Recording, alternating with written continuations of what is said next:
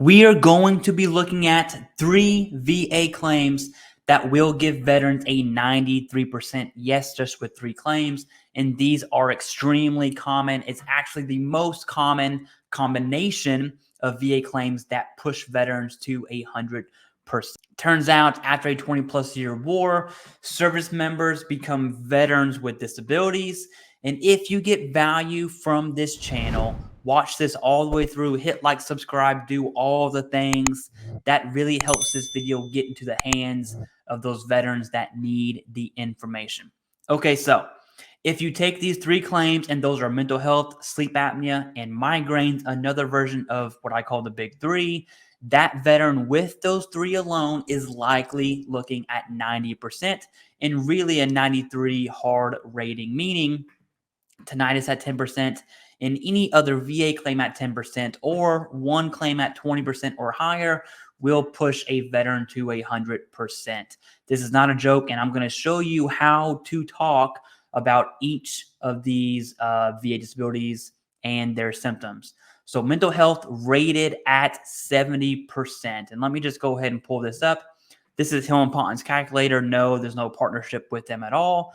But let's say you have 70% for mental health, 50% for sleep apnea, and 50% for migraines. You can see that you are at a hard 93%. And even if you only have one of those, you're at 85%, which is 90. Now, what I want to do is talk about the symptoms of each specific to these ratings. So let's take mental health, for example. All you do for any disability, we're just going to do these 3.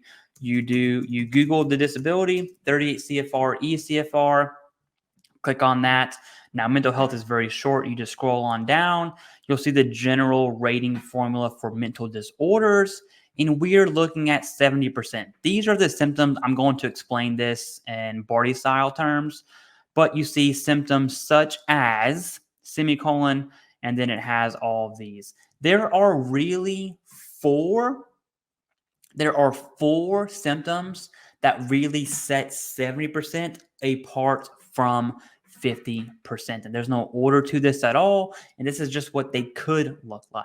But number 1, and this, you see this very, very common in very severe mental health cases, is your inability to maintain effective relationships. So if you have kids, as an example, you might be unable to connect with them physically, emotionally, spiritually, or any other type of way, and connect with your children on that level, which can really, and I mean really, really suck and really take an emotional toll on you, the veteran, and your family as a whole.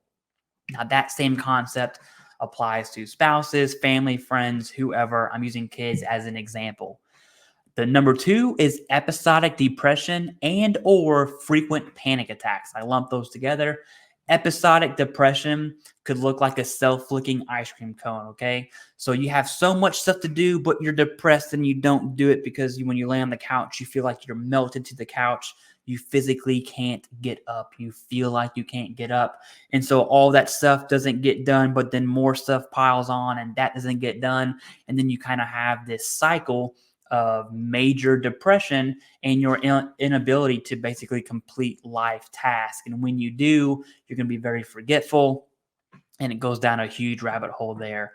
And or frequent panic attacks. This could look like, when I say frequent, I mean multiple times per week, but panic attacks and anything in between, right? So your whole chest cavity moving, you can feel your heart pounding, you're freaking out, you need to go to the hospital. That's a panic attack. So is pulling up to the office in the morning and freaking out in your car. Your palms are sweaty before you give the morning brief at the office, and everything in between. All of those are panic attacks. Now, number 3 is irritability. This is a huge one.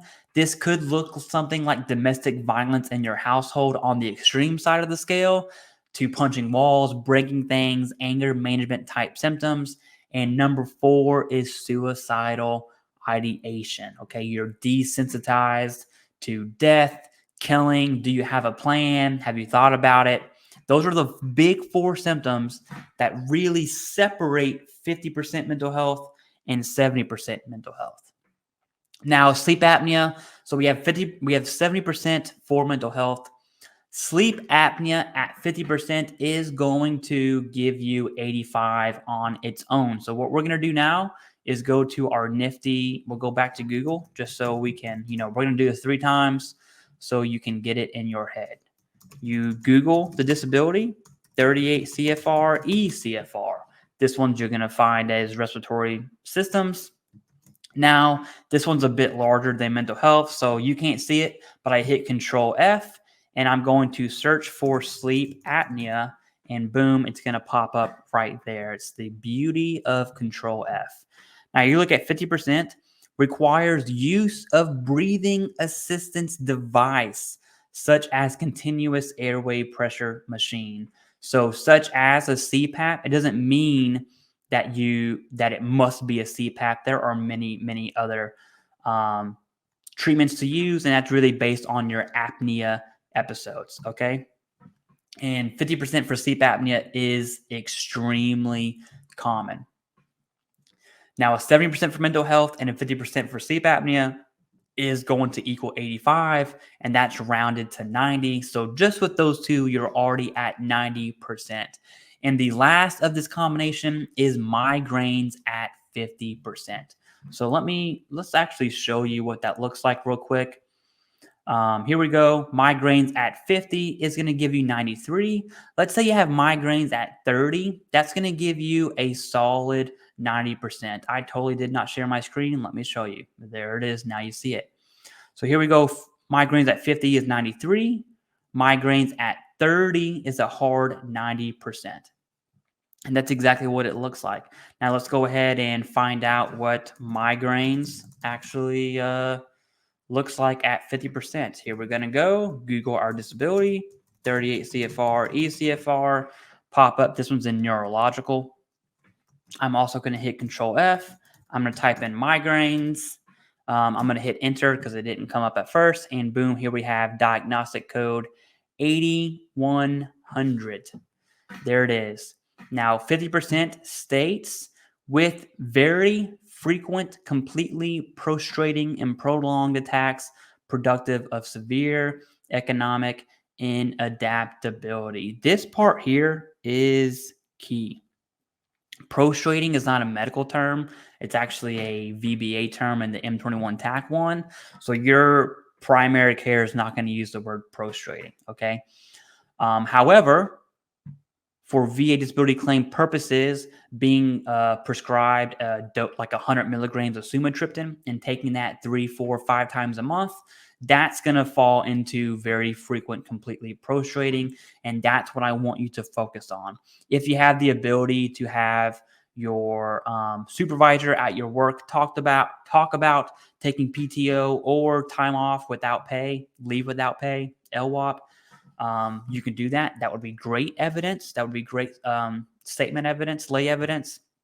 But really, having prescribed medication that shows very frequent, completely prostrating symptoms is going to be the key for that 50% migraine rating. And that will put you at 93%. So you have mental health at 70, sleep apnea at 50, and migraines at 50. Let's go ahead and show you back to our calculator to see, okay, no, now we're there. How do we get to 100%? You have 2 options. Okay, excuse me. 2 options. One is you get 10%. So 10% for tinnitus, 10% for whatever, acne, rhinitis, sinusitis. I mean, anything, boom, 10% put you at 100, or 1 rating at least. So you see how it shows 94 here? That is a bit complicated because it gets into decimals. So you're going to need 2 ratings. So 1 rating at least 30% or 2 ratings at 10 and 20. And there we go.